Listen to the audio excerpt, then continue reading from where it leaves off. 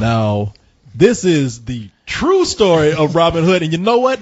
I believe that this is the real Robin Hood because this motherfucker stole 2.5 hours of our time. Damn, I was waiting on that joke. Like, nobody's gonna do it. Only thing Robin in here is this movie from my time. Give it back, Robin Hood. Give it back. Yeah, based on a true story that Ridley Scott just made up. Yeah, exactly. Yeah, I love it. It's like, Robin Hood isn't actually based on a historical character, but you wouldn't know it to watch this movie. Yeah. Well, you know what? I knew somebody was going to do this. The same thing they did with that last King Arthur movie, where they're like, "No, this is the real story." Yeah. It's like, yeah, based on some bullshit. Yeah, and guess what? It's real fucking boring. Next comes Ridley Scott's The Real Story of the Easter Bunny. No! The true story behind the bunny. Which hopefully won't feature a bunch of people covered in shit again. No, man. Jesus Damn, Christ. boy. Yeah, but it'll be 2.5 hours long. No, it'll be fucking the Easter Bunny fighting an army of Santa's helpers. That's sweeping. It's what really happened, though, to be fair. Yeah, because As ridiculous as that is, it'd be better than watching this again. it'll be more fun because Yeah, that's what it would. they do here. They really try to make Robin Hood a part of some sort of history in Ridley Scott's mind. I mean, in this story, now people, first of all, don't buy the bullshit here with this title, Robin Hood, okay? Yeah. You don't get no Robin Hood in this fucking movie, okay? This movie is a setup for the true Robin Hood that we know today. Yeah, it's episode 1, The French Menace. Yes. Or maybe it's a pilot for a TV series. Yeah, it feels like that. It feels like the very beginning bad. of a TV series. Ridley Scott fooled everybody to come and see a 2.5 hour setup about Robin Hood. Yeah.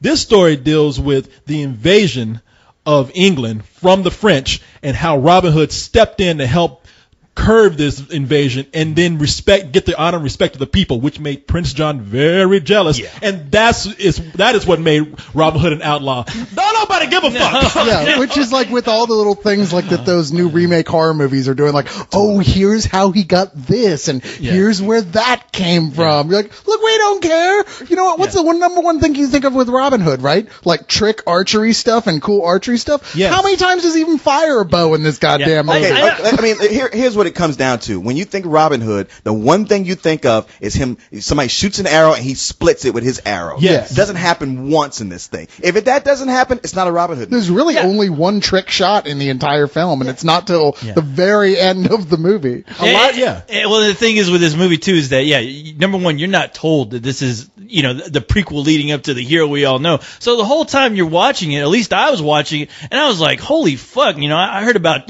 taking your artistic license and changing shit around, but I was like, when the fuck did all this happen? Right. What? Yeah, and then they try to go in and they try to reverse things a little bit. Like King Richard, who's played by Danny Houston here, ends up being kind of a prick. He's not the lion-hearted that we know. In fact, there's a part where we understand that one of the reasons why Robin Hood is an outlaw is not only because of the ire of Prince John, it's also because he's deserted the English army when he told off like King Richard. King Richard, you're kind of an asshole. Next thing, you got him in the gallows. Well, that's what's so funny. The whole come on, be honest. What do you think of me? You're kind of a dick. Thank you for being honest. Yeah. Now lock him away. Well, it was kind of funny. Was it just me, or did it feel like the film actually had a political agenda? Who did I talk to when I said all these politics, man? I was like, really? It does. You know what, man? I gotta applaud you. It does feel like episode 1. It does. The Trade It Federation and everything. It was like, well, we're getting too much into the sideline stuff here, of stuff that takes all the fun out of it. Even Robin Hood himself was like watching a senator on like C-SPAN. You're like, will you tell a joke or be funny or at least light of foot at some point? Well, that's the thing we always liked about Robin Hood. Him being so, fun-loving and affable. I mean, that's the one thing that made the 3 good Robin Hood movies good. Yeah. And yet they couldn't nail that one thing down. You just didn't care about anybody. Yeah, you didn't care about Robin Hood. You didn't care about his married men. You didn't care about a single soul in this film, because the film's all over the place, which is kind of crazy, because you're like, all right, I'm gonna watch a film about Robin Hood, and it seems like you see him sporadically throughout the film, and you don't even know what is, honestly, I didn't know what the fuck was going on throughout this whole film. Well, you got 3 villains too, and every so often one of them pops up, and you're like, oh yeah, dude, I forgot you were in this movie. No, there's 3 villains, and some of the villains that we don't get. Prince John, who's played by Oscar Isaac. I love that guy. That guy. Now he was overacting. He was, but at least he gave us something. He was fun to watch. He was fun to watch. He did what a villain is supposed to do. Taxation. Milking a dry udder gets you nothing but kicked off the milking stool. Mother, spare me your farmyard memories. You have none, and I don't understand them. These are difficult times. We can buy time. We can send envoys to secure loans. There are money chests from Sicily to Normandy if you know where to look. The crown is owed money at home. The northern barons plead poverty, but that's always been the song of rich men. So what's to be done? Give me leave, sire, to go north with a company of mounted men.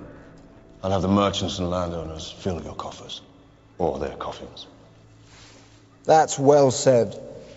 And we want him to be that villain, but throughout most of the movie, he's kind of flipped his opinion, and he wants to gain the trust of the people, whether it's true or not. So he's not that villainous. Mark Strong comes in as Loxley, but he's no. He's not Loxley. I mean, who is he? Oh no, I'm sorry. Loxley is what's his name? Mark Strong comes in as a completely made up character for this prequel. Godfrey. Yeah. I knew it. As near as I can tell, I could be wrong on that, but as far as I know, and you're like, wow, he's Mark Strong. No, and that's really what he is. He's here. the black assassin. He's the bag man. It's just like, okay, so it's Mark Strong with a shaved head and a little scar on his cheek. You're like, okay, generic villain number 13 for Mark Strong. Yeah, I'm sorry. Loxley is Max von Sydow, which had me laughing because those scenes with him. Oh my God, he sounds like he's dying.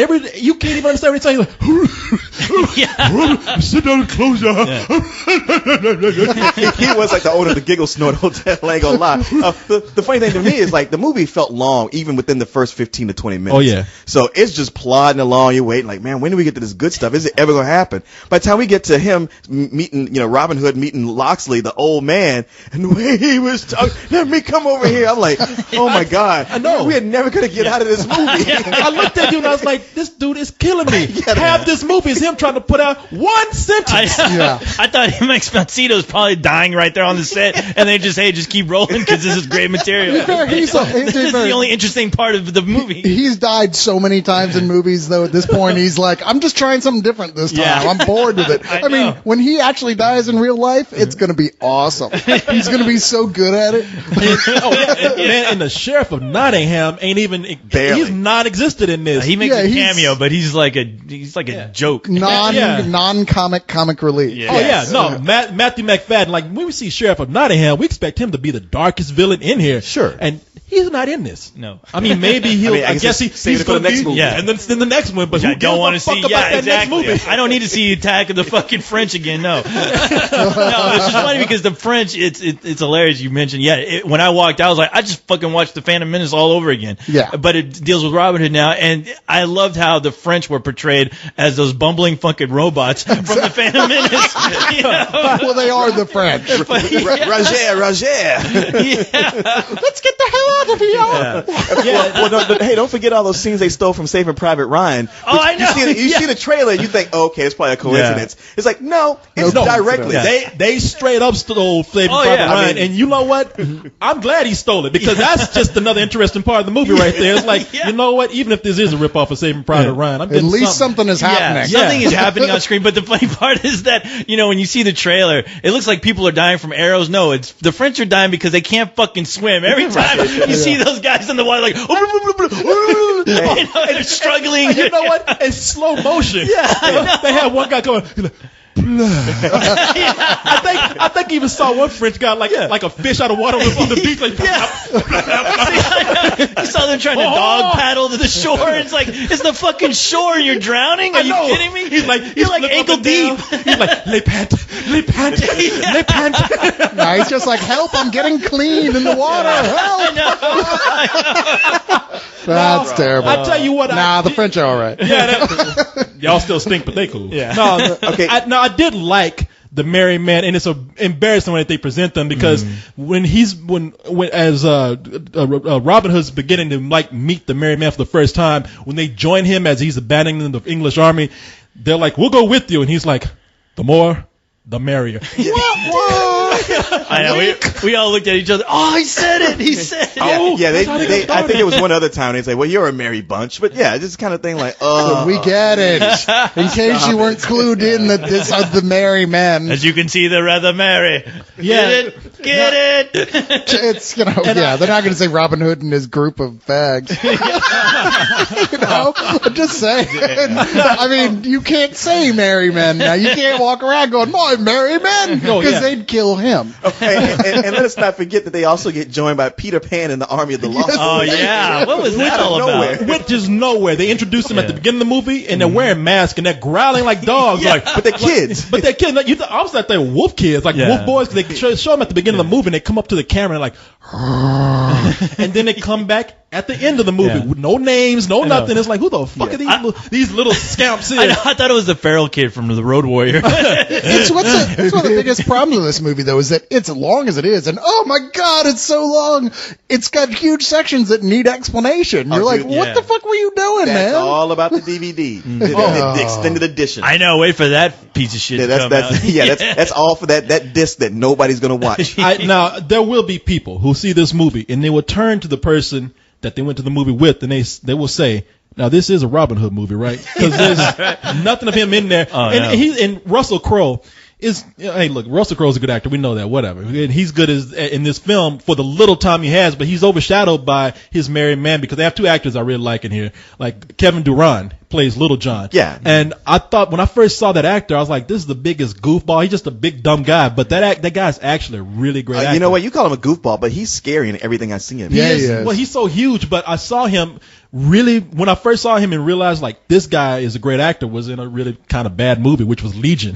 Oh yeah, you're right. Yeah, but he's a great actor. And Mark Addy as Friar Tuck, I thought was actually. Although I cool. can't see Mark Addy and not think Fred Flintstone. Ever since he played Fred Flintstone. Fred Flintstone. Yeah. Well, I also think he looks like the male Rosie O'Donnell. Yeah, I was gonna say, I thought that was which does beg the question: who is the female Rosie O'Donnell? I thought he was Howard Stern's sidekick. What's his name? Artie Lang. I was like, oh, it's Artie Lang in medieval time. Artie Lang's a lot cooler than that, and a lot fatter, and a lot less jovial. But even with all the problems here, I could forgive almost everything if it wasn't for the fact that once again, it just nothing happens for so much of this film. It's like Leon and I were joking. It's like, wow, this is just like World of Warcraft. You know, it's like they're going off and like building their stats by fishing and so building crafts and stuff. You're like, will you stop that and kill someone? Yeah, I heard that about Ultima, where like before you could become a warrior, you had to like start a farm and build up your points. It's like this is boring, but that's his movie. Oh no! Now, someone in Hollywood looked at Facebook and said, "Wow, this Farmville application is huge. We need to put this shit in a Robin Hood movie." Now I don't know if you guys felt this, but I had this through a lot of movie where like even though they were speaking English, I couldn't understand what the fuck they were saying. Yeah, but that may have been a problem with the sound system of the theater we were at. No, because it was really muffled and that theater has the best sound system in town. Well, maybe something. Well, maybe Ridley Scott fucked up. You know, I don't know. more than what he did with the script. Blame him. Yeah, I know. Because I tell you what,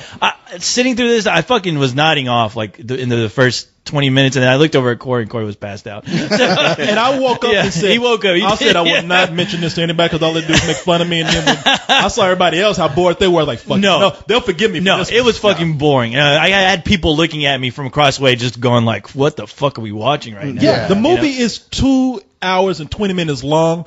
I fell asleep a little bit after the movie started, which was 8 o'clock. I woke up and thought like, how much did I miss? Because this is dragging. I must have missed all the good parts. I looked at my little iPhone and I was like, it's 8:38. It's eternity in here. Right. No, it was fucking purgatory. I was like praying for somebody to either start a fire or pull the goddamn fire alarm because I was like, I need to get the fuck out of here. I don't know what Ridley Scott was thinking making this thing, really. There's just no one you give a shit about. And it's so blatant about it that actually there's this moment where, of course, as you know, Robin Hood and Marion end up together. They're one of the great famous couples. When it finally happens in the film that he's like, I love you, you're like, really? Yeah. When did that happen? Did we miss a 2-hour reel of that or something? Okay, well, granted, it happened after they were only together for 3 days. But back in those days, they didn't live that long. They had to get on true. it. Yeah. 3 days, you were pretty much middle-aged at that point. Yeah, they didn't have much time. Even at the beginning of the movie, they said King Richard is about the age of, and we're thinking like 50, 55, and they're like 40. Yeah, they were like his time is almost done. He's 40. Yeah, he's 40. He's practically 1 foot in the grave. Yeah. They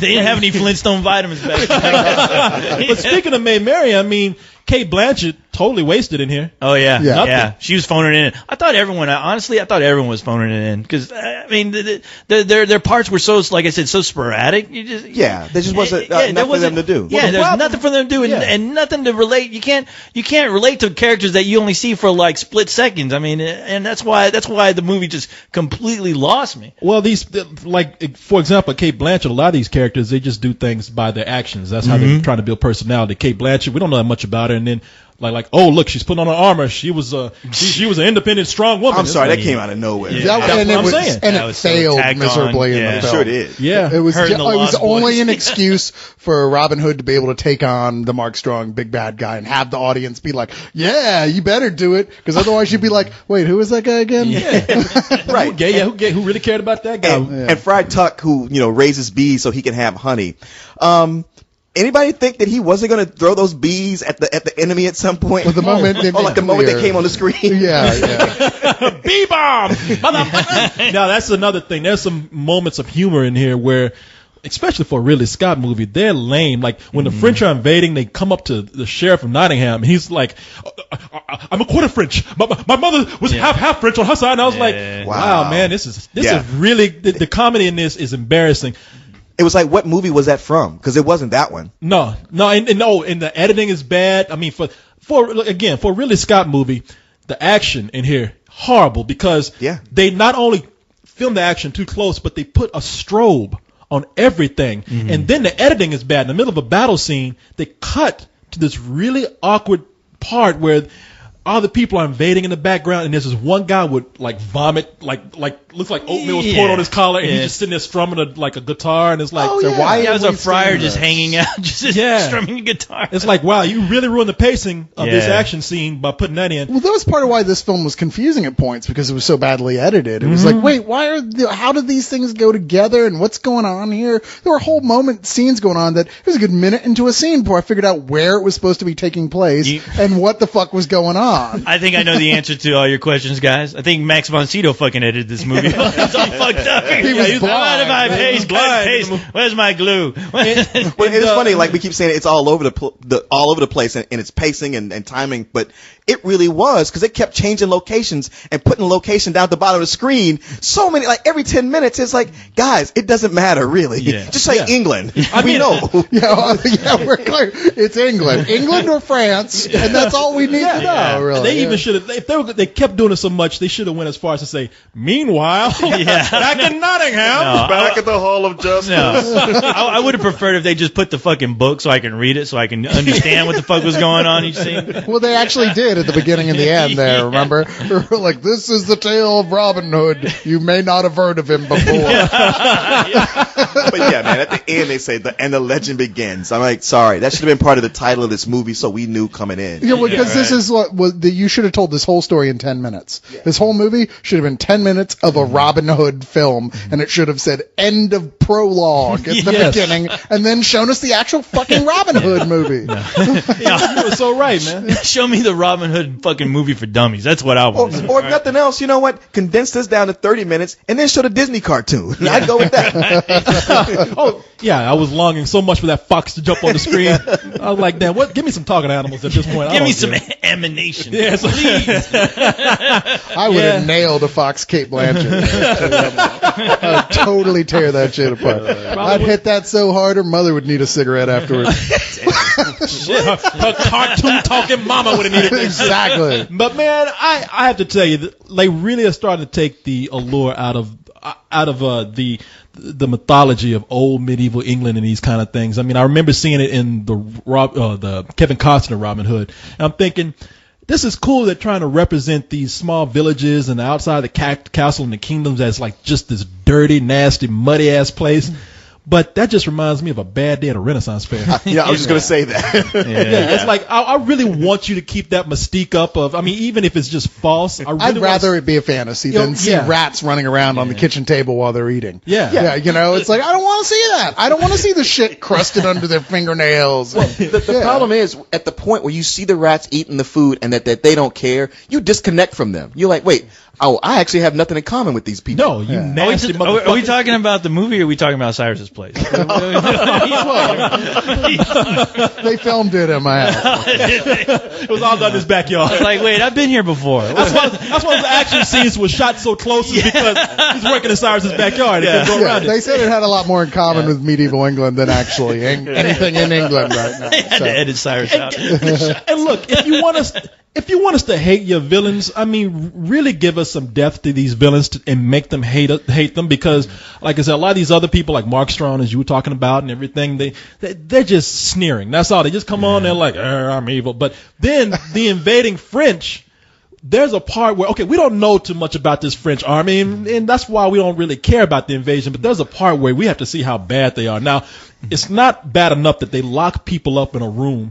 Women and children, and babies, and set the bottom of the building on fire so that the smoke will choke these people. Mm-hmm. But as they do this and walk away, they're like all the French people, like drinking buddies. It's like they just left, like they just got out of a bar. They're like, hey, look at that, we just locked some old women and babies up in the building. Yeah, hey, good massacre, right? Yeah. They're all like hugging each other as they walk away. They're like, killing people, ain't it, gig? I was like, those French can't even fucking kill people, right? It's like, what are they doing? Smoking them to death? I don't get. You have fire. They're in a place that's easily flammable. You don't just throw the fucking fire in there, all right? No, because the meat doesn't taste right. You'll scorch it. You gotta smoke. Oh, they were cooking them. Huh? Yeah, that's what we call a French picnic, right? The French invented barbecues. They ate women and babies. Yeah, they eat snails. They're clearly not particular. And that was the fakest ass looking baby that they put out. Because they're trying to get the people out, and through a window they have this bundle of towels.